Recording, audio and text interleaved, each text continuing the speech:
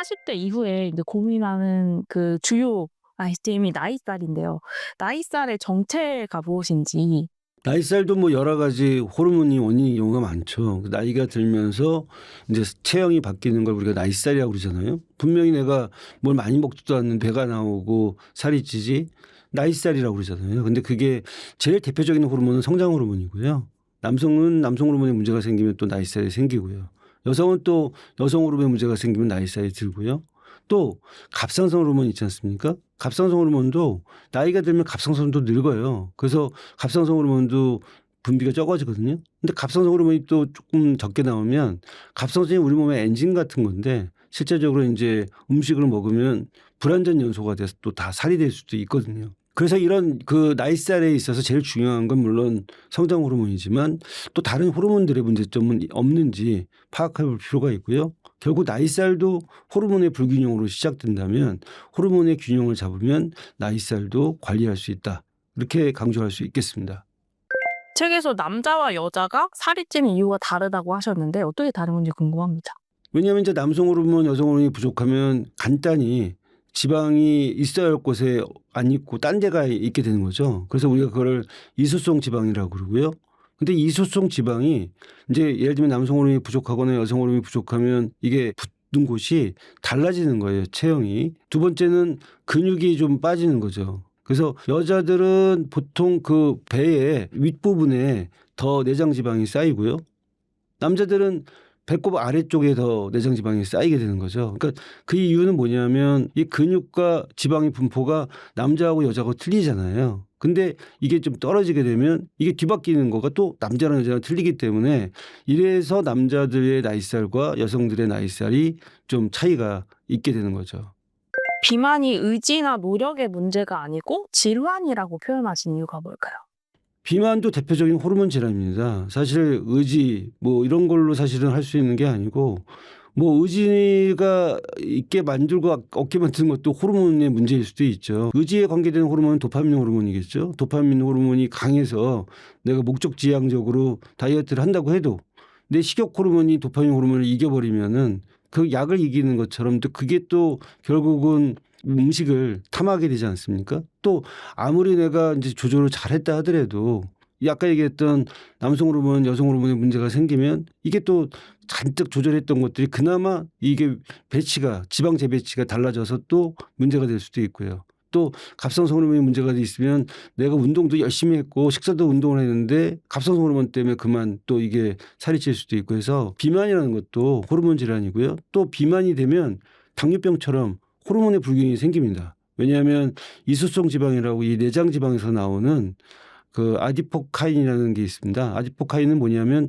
지방 호르몬이에요. 마이오카인은 근육 호르몬이고 아디포카인은 지방 호르몬이고. 근데 마이오카인은 대개 10개 중에 8개, 9개는 좋은 호르몬이고요. 뭐 좋은 호르몬이라기보다는 이 연소를 시키는 호르몬이죠. 근데 아디포카인은 10개 중에 9개는 대개 나쁜 호르몬입니다. 염증을 일으키고요. 또 이게 연소를 덜 시켜서 자유지방산이라고 있죠. 지방이 이 혈액 속에 둥둥 뜨게 하는 게 또 이 아디포카인이거든요. 그래서 사실 우리가 비만은 호르몬 때문에 시작됐지만 결국 또 호르몬 때문에 망한다라는 이유가 이 내장 지방이 비만이 되면 쌓이면서 거기서 나오는 이 지방 호르몬이 굉장히 더 정도가 세고 더 그만큼 더 독성이 강하고 그만큼 더 많이 나오게 되기 때문에 비만해지면 또 이 호르몬들의 또 사이클이 더 어떻게 보면은 악순환을 하게 된다. 이렇게 얘기할 수 있겠죠. 책에서 비만의 원인이 파라리 음식이라고 말씀해 주셨는데 뭐 살이 찌면 보통 다 운동부터 해야지 이 생각을 하는데 운동보다 식단이 더 중요한 이유는 뭘까요? 물론 운동도 중요하고 식사도 중요한데요. 사실 운동에서 쓸 수 있는 우리가 이 칼로리의 소모량을 생각해 보면 이 운동을 갖다가 뭐 하루에 1시간, 2시간 이상 하기도 쉽지 않을걸요. 근데 이렇게 운동을 갖다가 오래 뭐 할 수 있다는 거는 그만큼 이제 본인의 의지도 중요하지만 시간적 여유도 있어야 되고 그런 것들이 쉽지가 않습니다. 그래서 차라리 우리가 삼겹살을 먹다가 삼겹살 하나를 내려놓는 게 훨씬 더 이 다이어트에 도움이 되는 거고 또 이제 사실 호르몬들이라는 게 그 운동도 운동이고 스트레스도 스트레스지만 더 중요한 건 수면하고 이 식사에 영향을 많이 받거든요. 그래서 왜 잠을 못 자는 사람들이 보면 살이 찐 경우가 더 많고요. 왜냐면 잠을 자면서 완전 연소가 안 되기 때문에 그럴 수도 있고요. 또 잠을 못 자게 되면 결국은 또 이제 스트레스가 많이 올라가서 스트레스 때문에 또 살찌는 사람도 많고요. 그래서 제일 중요한 건 음식하고 수면이 중요한데 운동을 더 하려고 하는 것보다는 내가 지금 먹으려는 이 음식을 어떻게 조절하고 줄이느냐 그게 더 중요한 핵심이라고 할 수 있겠죠. 위고비의 성분인 GLP 호르몬을 몸에서 자체적으로 만들 수도 있다고요. 그렇죠. GLP-1 호르몬은 실제적으로 소장 호르몬입니다. 소장에서 나오는 호르몬이라니까요. 근데 거기에 우리가 위고비라고 해서 약간 유사한 걸 화학적으로 만든 거지. 사실 위고비는 호르몬, 소장 호르몬에서 이제를 본따서 만든 거죠. 저는 우리 몸에 내가 갖고 있는 호르몬, 그 GLP-1 호르몬을 잘 유지하는 게 더 중요하다고 생각하는 거죠. 그래서 그걸 잘 유지하기 위해서는 GLP-1 호르몬의 어떤 루틴, 내가 식사는 어떤 걸 하고 언제 운동하고 이런 것들을 잘 하면 사실 그 GLP-1 호르몬을 이용해서 내가 위고비 주사를 맞지 않아도 호르몬 다이어트를 할 수 있는데요. 아니 그럼 왜 자꾸 약이 아니고 호르몬 다이어트를 강조하느냐. 그 이유는 몇 가지 있습니다. 왜냐하면 아까 처음에 이유는 비만이 아까 호르몬 질환이라고 그랬잖아요. 호르몬의 불균형이 비만을 일으키고 비만해지면 호르몬의 불균형이 생기니까. 그래서 그냥 우리가 다이어트의 방법이 여러 가지가 있겠지만 호르몬 다이어트를 택하라는 거죠. 두 번째 호르몬 다이어트를 하라는 이유는 건강한 다이어트 때문에 그렇습니다. 살만 빠진다고 되는 게 아니잖아요. 다이어트는. 건강하게 살이 빠져야 되는데 어떤 사람은 살 다 빼놓고 그냥 힘이 없어가지고 아무것도 못하는 분도 많아요. 근데 사실은 더 병이 나기도 하고요. 그래서 예전에 무슨 황제 다이어트니 뭐 원푸드 다이어트니 뭐 간헐적 단식이니 이런 거 많았잖아요. 일식이니. 근데 건강한 다이어트를 위해서는 우리가 호르몬 다이어트를 하면 부작용 없이 살을 뺀다는 거고요. 세 번째가 제일 중요한데 호르몬 다이어트의 중요성은 요요가 없다는 거죠. 그러니까 다이어트의 가장 큰 문제점은 내가 10kg 빼고 나서 요요가 오면 10kg 이상 더 쪄요. 이게 리바운드가 되기 때문에 문제가 되는데 이 호르몬 다이어트를 하면 위고비도 약간 그래서 지금 선풍적인 인기를 받고 있지만 위고비처럼 아예 주사를 맞는 게 아니고 내가 갖고 있는 이제 GLP-1 호르몬을 이용해서 호르몬 다이어트를 한다면 이제 요요 없는 다이어트를 할 수 있으니까 이게 제일 또 중요한 반가운 얘기 아니겠습니까? 책에 GLP-1 호르몬을 자체적으로 늘린 식사도 소개해 주셨는데 그중에 건강한 기름이라는 게 있더라고요. 이게 어떤 것들일까요? GLP 호르몬을 분비하는 여러 가지 이제 식사들이 있습니다. 예를 들면 아주 고운 음식보다는 좀 약간 굵고 거친 음식들이 이제 십이지장을 타고 가서 소장에 L세포에 이제 작용을 하게 되면 그때 그 GLP 호르몬이 나오는 거죠. 또 GLP 호르몬이 오르는 또 한 가지 방법 중에 하나는 그 외에 건강한 기름이라고 해서 좋은 오메가3나 오메가6가 많은 그런 어떤 올리브유나 들기름, 참기름 이런 것들이 이게 말하자면 소장에서 GLP-1 호르몬이 분비되는 곳을 자극해서 GLP 호르몬이 더 많이 나오게 할 수 있는 거죠. 그래서 사실은 뭐 음식을 어떻게 먹느냐, 거꾸로 먹느냐, 어떻게 먹느냐에 따라서 GLP 호르몬의 분비는 달라지고요. 또 GLP 호르몬은 잠을 어떻게 자냐에 따라서 달라질 수도 있고요. 근데 식사에 관련돼서는 뭔가 직접적으로 소장을 자극해서 GLP-1 호르몬을 분비하는 식품도 중요하지만 또 이제 다른 어떤 방식으로 예를 들면 아까 지금 얘기했던 기름을 이용해서 GLP-1을 분비를 시킨다든지 해서 드시게 되면 조금 더 내 몸속에 있는 GLP-1 호르몬 관리를 잘 할 수 있다라고 단언합니다. 아까 살짝 말씀해 주시긴 했는데 아침 식사를 이제 하는 게 좋다 아니면 굶고 좀 공복 시간을 더 길게 하는 게 좋다 의견이 갈리는데 교수님 의견은 어떠신가요? 제 의견은 이제 어떤 사람들은 이제 간헐적 단식을 하고 아침 식사를 굶은 사람들이 그 살이 빠지는 사람이 있어요. 근데 재밌는 연구인데요. 왜 살이 빠졌을까 봤더니 최소한 이 간헐적 단식 공복 상태를 14시간 이상 유지해야지만 살이 빠진다는 거예요. 그래서 아니 그 정도 유지해야지 어떤 호르몬의 작용으로 살이 빠지기도 하고요.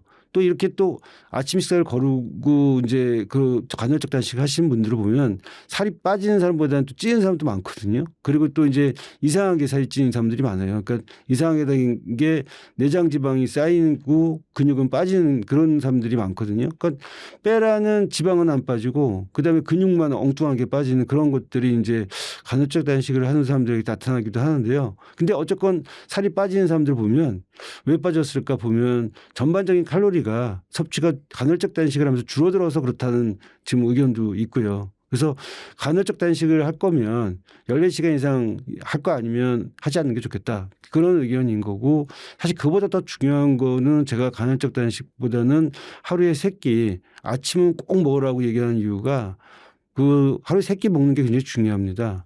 호르몬이라는 게 결국 우리 몸에 아주 정밀한 생체 시계거든요. 뭐 인슐린 같은 게 하루에 3번 나와줘야 되는데 하루에 3번 식사를 해서 인슐린에 시동을 거는 게 되게 중요합니다. 혈당 스파이크 개념이 요즘 많이 나오는데요. 혈당 스파이크 측면에서도 보면 점심에 똑같은 음식을 먹었는데도요. 어떤 사람은 같은 사람인데도 어떤 때는 혈당 스파이크가 생기고 어떤 때 안 생기고 가만 보니까 아침을 먹었냐 안 먹었냐 뭘 먹었냐에 따라 달라지는 거죠. 그래서 왜 옛날에 그런 영화 제목이 있잖아요. 나는 네가 지난 여름에 무엇을 했는지 알고 있다. 그런 얘기처럼 점심 혈당은 저는 이렇게 얘기하고 싶습니다. 네가 아침에 뭘 먹었는지를 알고 있다. 그래서 결국은 아침에 우리가 뭘 먹는지에 따라서 나의 점심의 혈당 스파이크가 결정되기 때문에 아침은 뭐라도 좀 먹어줘야 점심에 급격히 날뛰는 혈당 스파이크를 막을 수 있다. 그렇게 생각하기 때문에 저는 사실은 좀 하루에 규칙적으로 식사의 정규성을 갖고 아침을 꼭 먹는 게 뭐라도 도움이 될 것이다 라고 말씀드릴 수 있겠습니다. 갑자기 드는 생각인데요. 규칙성을 유지하면서 점심, 저녁, 야식 이렇게 3끼를 먹으시는 분은 어떨까요? 그거는 이제 예를 들면 이런 거죠. 우리가 규칙성이라는 게 식사의 정규성이라는 게 그러면 그 시간에 12시 3분에 1시 뭐 27분에 그건 아니고 보통 30분 정도의 레인지에서 먹는 게 중요하고 대부분의 이제 그 시간대에 먹으라는 얘기죠. 그러니까 내 몸이 기억하게. 근데 인슐린 호르몬만 있는 게 아니거든요. 우리 몸에는. 멜라토닌 호르몬도 있고요. 코티졸 호르몬이 있고요. 이게 정밀하게 서로 맞물려 있습니다. 예를 들면 아침 8시에는 코티졸 호르몬이 나와서 깨워야 되고요. 4시에는 코티졸 호르몬이 무대에서 퇴장하고요. 4시부터는 멜라토닌 호르몬이 올라가야 되고요. 인슐린 호르몬은 아침, 점심, 저녁 나와야 되고요. 이렇게 서로 이렇게 막 말하자면 거대한 톱니바퀴처럼 연결되어 있는데 인슐린 호르몬 하나의 측면을 봐서 나는 조금 올빼미형 인간이니까 나는 새벽형 인간이니까 그거 하나만 맞추다 보면 또 다른 호르몬들의 시간대하고 서로 이제 맞질 않는 거죠. 말하자면 이쪽에서는 지금 미국 시간대는 아침인데 이쪽은 저녁이고 이렇게 돼버리면 사실은 이게 정밀하게 전체적인 어떤 하모니가 이루어지지 않는 것처럼 이게 시간만 맞추면 되지가 아니라 다른 호르몬들의 관계성도 생각을 해야 된다 생각합니다. 그런 의미에서는 그럼 아침, 점심, 저녁이 제일 이상적인 규칙성일까요? 그렇죠. 우리가 이제 농경사회 때부터 결국 이제 우리 몸에 세팅되어 있는 예전에 사실 원시 수렵 시대에는 사냥을 하고 그럴 때잖아요. 그때는 거의 뭐 인간도 동물처럼 이제 결국은 뭐 많이 먹을 때는 많이 먹고 조금 먹을 때는 조금 먹고 그래서 그걸 갖다가 이제 보상하기 위해서 호르몬의 체계는 이제 말하자면 많이 먹었을 때 그걸 비축하기 위해서 지방으로 만드는 그래서 이제 원시 사회에서는 그런 것들이 적자 생존의 원칙에서 좋은 거였지만 지금 이제 그런 것들이 결국은 문제가 되는 거죠. 그래서 그런 것들을 우리가 전략 유전자 가설 전략 형질 가설이라고 하는데 뭐냐면 이제 그 당시에는 인슐린이나 이런 저항성이 생겨가지고 그런 것들을 많이 갖고 있다가 필요할 때 쓴다는 거였는데 지금 현대사회에서는 이제 그렇게 안 되니까 그런 것들을 갖고 있는 사람들이 질병자가 되고 결국은 도태되고 그렇게 되는 거잖아요. 마찬가지로 지금 이제 어느 정도 우리가 이제 정착하고 살면서 있던 이 사회에서는 그 인슐린이나 이런 것들이 그 어느 정도 세팅되어 있는 그 시간대를 갖다가 잘 활용하는 게 중요하다고 생각합니다. 책에 비만은 물론 당뇨와 노화를 막는 블랙푸드 밥상을 소개해 주셨는데 이게 어떤 구성인지 궁금하네요.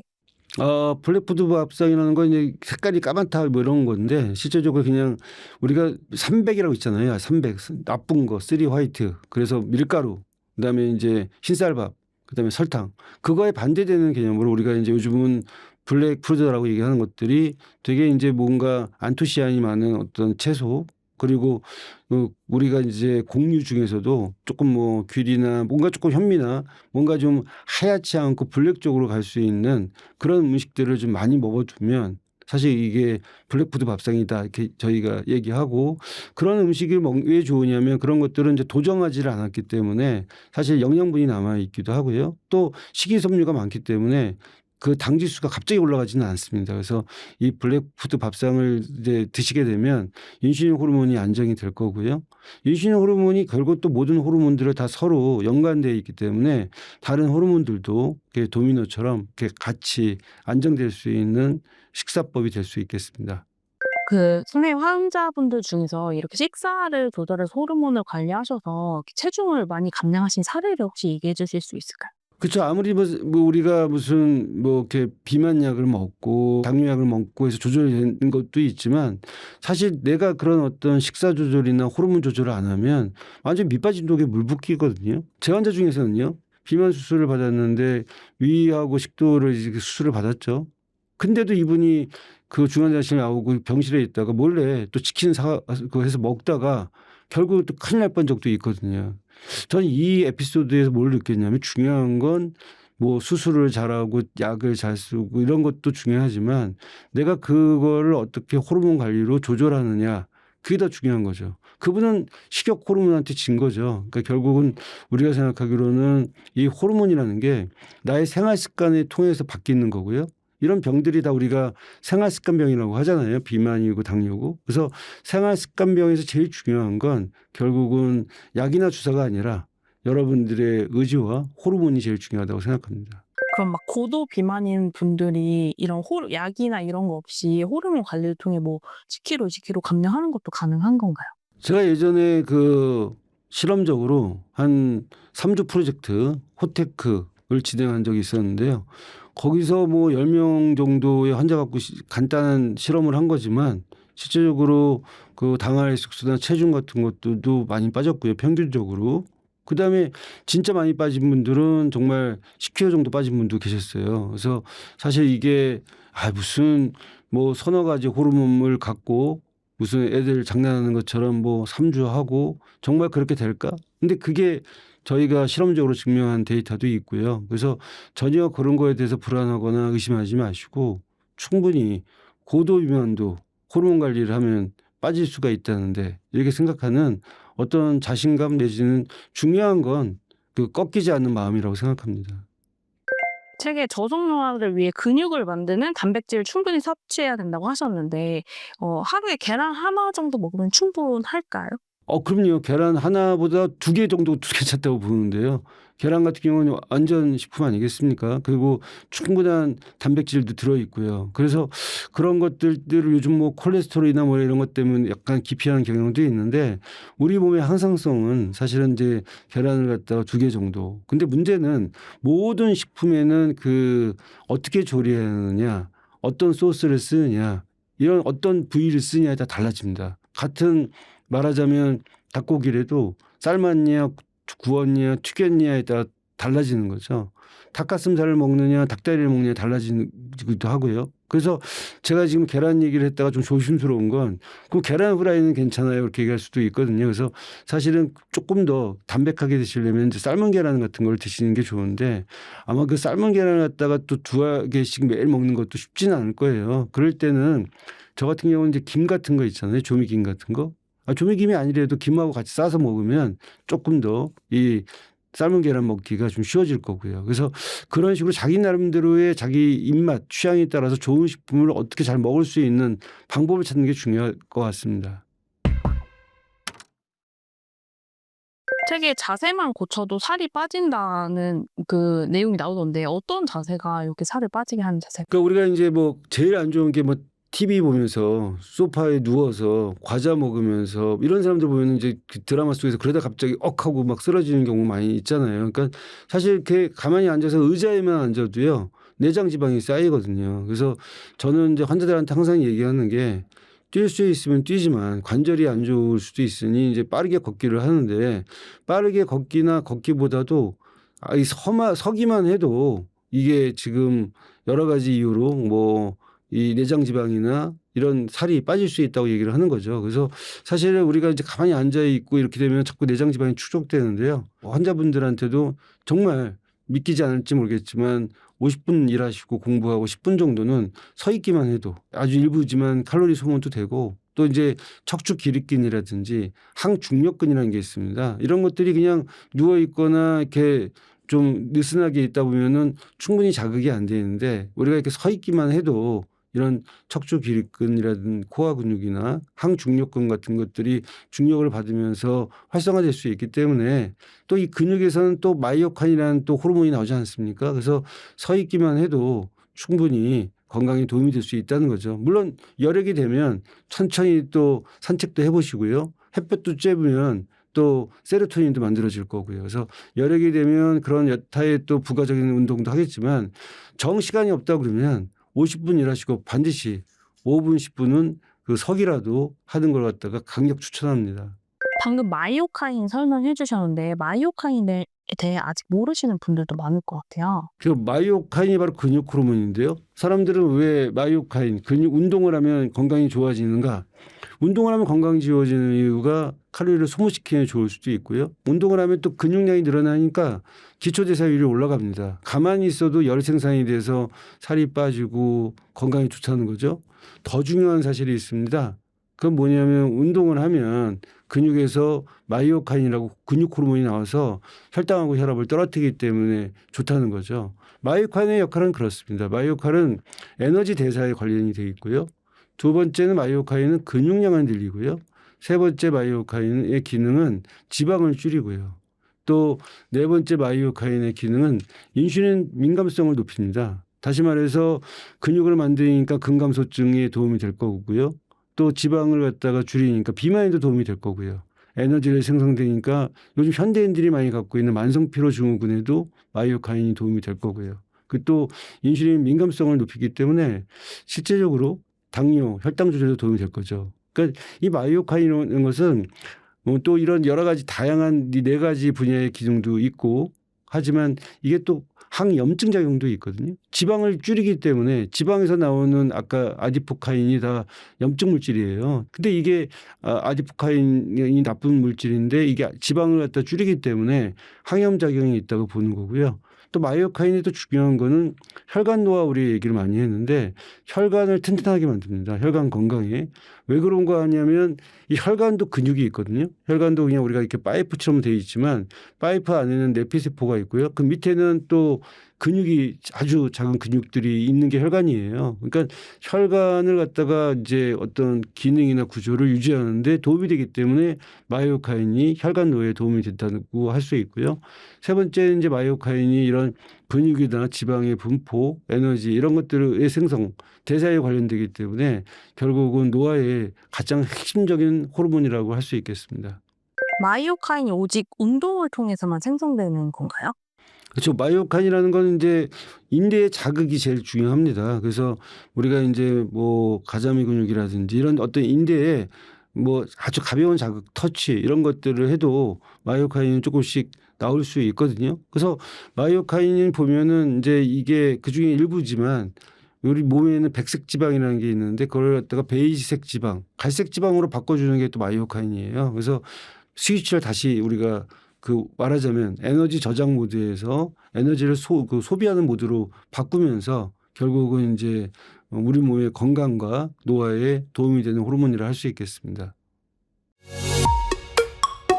제가 이제 막 이런 저속 노화 얘기를 하니까 사람들이 아니 그래도 뭐 다 아는 얘기이기도 하고 더 좋은 얘기 말씀 많이 하시는데 그럼 어떻게 하면 좋을까요? 얘기를 많이 합니다. 그래서 제가 이번에 책을 하나 쓴 게 이제 호르몬 혁명이라는 책인데요. 이 책은 뭐냐면 나는 어떤 호르몬에 불균형이 있을까? 나는 어떤 호르몬에 문제가 있을까를 갖다가 스스로 자가 진단하고 그 호르몬의 이제 불균형에 따른 내 나름대로의 실천법을 갖다가 보여주는 책이라고 할 수 있겠습니다. 그래서 지금까지 그 호르몬 관리가 좀 추상적이었다면 보다 구체적이고요.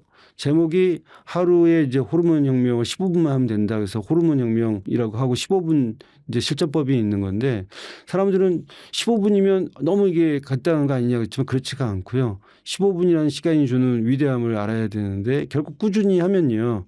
지루하게 생각하지 않고 3주, 4주 지나면 여러분의 호르몬의 균형은 달라져 있을 것으로 확신을 합니다. 읽어보시고 또 잘 실천해 보셔서 건강하시고 또 행복한 호르몬 충만하는 하루 되시길 바랍니다.